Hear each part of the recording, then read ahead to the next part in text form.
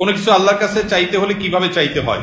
অনেকেই আছে নির্দিষ্ট করে নাম উল্লেখ করে কিছু চায়, যেমন আল্লাহ আমাকে এই চাকরিটাই দেন, আমাকে ওই মেয়েটার সাথেই বিয়ে দিয়ে দেন, বা আমাকে ওই বিশ্ববিদ্যালয়ে চান্স পাইয়ে দেন। আমার প্রশ্ন হলো, কিছু চাওয়ার সঠিক পদ্ধতি কি? দেখেন, এটা ভুল পদ্ধতি। আপনি আল্লাহর কাছে আপনার চাওয়াকে এতটা ফিক্স করে দিবেন না।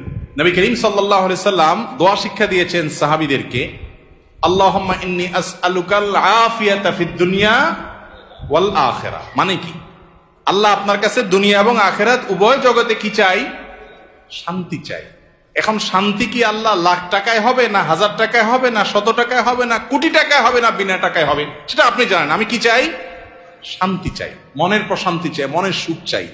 এই জিনিসটা আপনি আমাকে কিভাবে দিবেন আপনি জানেন। আমার শান্তিটা দরকার। আমার শান্তির জন্য যদি কোটি টাকা দরকার হয় তো কোটি টাকা দেন, কি লাগবে সেটা আপনি জানেন। কিন্তু আমি কি চাই? শান্তি চাই। এই যে ফাইনাল গোড়ার জায়গায় হাত দেওয়া, এটা হলো বুদ্ধিমানের কাজ। আর কোরআনেও আল্লাহ তাআলা শিক্ষা দিয়েছেন, আল্লাযীনা ইয়াকুলুনা রাব্বানা আতিনা ফিদ দুনিয়া হাসানা ওয়া ফিল আখিরাতি, যারা আল্লাহর কাছে দোয়া করে বলে, হে আমাদের রব, আপনি আমাদেরকে দুনিয়াতে কল্যাণ দান করেন, সুখ কল্যাণ ভালো দান করেন। এ ভালোটা কি দিয়ে হবে আমি জানি না।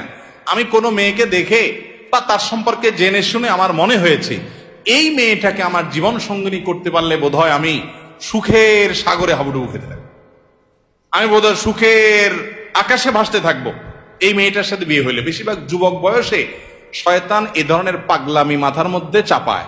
মনে হয় যে এটার সাথে বিয়ে না হলে আমার জীবন পুরোটা বরবাদ হয়ে যাবে, তছনছ হয়ে যাবে, শেষ। ডিপ্রেশন, আত্মহত্যা করে ফেলতেছে, শেষ হয়ে যাচ্ছে, জ্বলে পড়ে মরে যাচ্ছে, বুড়া হয়ে গেছে, বিয়ে করে না কেন? কারণ তারে পাই না, এই জন্য বিয়ে করবো। এর চাইতে বড় নির্বোধ আল্লাহর জমিনে আর দ্বিতীয়টা আছে কিনা সন্দেহ। যে তোমার ছাড়া আরেক জায়গায় বিয়ে বসে গেছে, আলহামদুলিল্লাহ, বুঝতে হবে যে তুমি অজাগায় গেছো, এখন তুমি জাগায় যাওয়ার চেষ্টা করো। এটা হলো বুদ্ধিমানের কাজ, ঠিক না? ঠিক।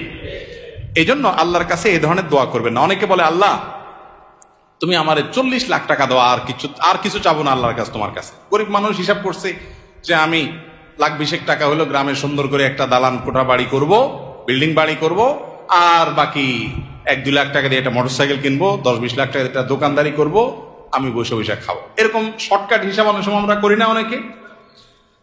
এই ধরনের হিসাব হলো বোকামের হিসাব। একজনকে আল্লাহ তাআলা একদিনে 10,000 টাকা কামাই দিছে, এরপর তারা আল্লাহ তাআলা এমন একটা অসুখ দিছে যে 11,000 টাকা ওইটাতে বিল আসবে, খরচ হাসপাতালের।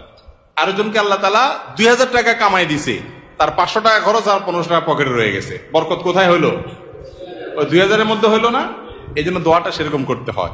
ওই যে একটা গল্প আপনারা শুনছেন না প্রায় সময়, কোন যুবক নাকি দোয়া করছে আল্লাহর কাছে যে, আল্লাহ আমার এমন একটা লাইফ দাও, এমন একটা জীবন দাও আল্লাহ, যে আমার 2 হাত ভর্তি টাকা থাকবে, শুধু দোনো হাতে শুধু টাকা থাকবে, আর 2 পাশে শুধু নারী আর নারী থাকবে, ভোগের আইটেম থাকবে। তো আল্লাহ তাআলা তাকে একটা মহিলা কলেজের বা কোন একটা কোম্পানির নারী স্টাফদের বাসের কন্ট্রাক্টর বানাই দিয়েছে। এই জন্য তার হাতে টাকা আর টাকা কন্ট্রাক্টরই করে, টাকাও মানুষের আর মহিলাগুলোও মানুষের। এই যে ভুল দোয়ার ফল দেখছেন, উল্টাপাল্টা দোয়া করছে না? সে দোয়া করবে, আল্লাহ আমি তোমার কাছে শান্তি চাই। এখন কোন মেয়েকে বিয়ে করলে আমার সংসারে শান্তি হবে তুমি জানো। আমি যেটাকে দেখে মনে করতেছি এটার সাথে বিয়ে হলে শান্তি হবে, ওইটার সাথে বিয়ে হলে আমার আরো অশান্তি হইতে পারে, পারে কি পারে না? কত তথাকথিত এই যে অবৈধ প্রেমের বিবাহ, কি মহব্বতের সাগর ঢেউ খেলতে থাকে না, এরপরে 2 মাস 4 মাস যাইতে না যাইতে শুরু হয় গৃহযুদ্ধ, বিশ্বযুদ্ধ, ঠিক না? ঠিক। এই জন্য আল্লাহর কাছে কোনো কিছু ফিক্স করে দোয়া করা এটা দোয়ার আদব না। দোয়ার আদব হলো কি? আল্লাহ আপনার কাছে আমি শান্তি চাই, আল্লাহুম্মা ইন্নী আসআলুকাল আফিয়া, আল্লাহ আপনার কাছে আমি শান্তি চাই। শান্তি যেখানে আছে আপনি সেখানে দিবেন। বরকত চাইতে হয়, বরকত। আল্লাহ আপনার কাছে আমি কি চাই? বরকত চাই। আল্লাহ আপনি যে আমাকে রিজিক দিয়েছেন এর মধ্যে আপনি কি দেন? বরকত দান করেন। আল্লাহ যদি বরকত দেন, কল্যাণ দেন, তাহলে অল্পতে কি হবে? এই যে একটু আগে আপনার আলোচনায় শুনলেন, আমাদের কাছে এখন পয়সা কড়ি অনেক বেশি, কিন্তু শান্তি অনেক। আমাদের আগের জেনারেশনের কাছে পয়সা কড়ি অনেক কম ছিল, শান্তি অনেক বেশি ছিল। তাহলে আমাদের দরকার হলো শান্তি এবং সুখ। বিধায় এরকম ফিক্স করে দোয়া করে, এটা দোয়ার আদবের খেলাফ।